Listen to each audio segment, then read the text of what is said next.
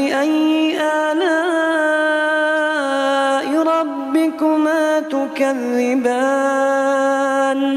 كل من عليها فان ويبقى وجه ربك ذو الجلال والإكرام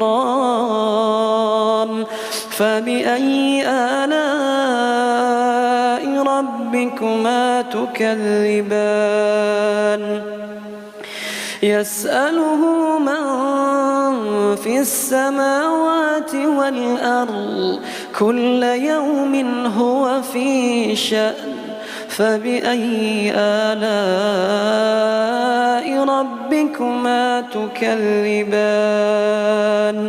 سنفرغ لكم أيها الثقلان فبأي آلاء ربكما تكذبان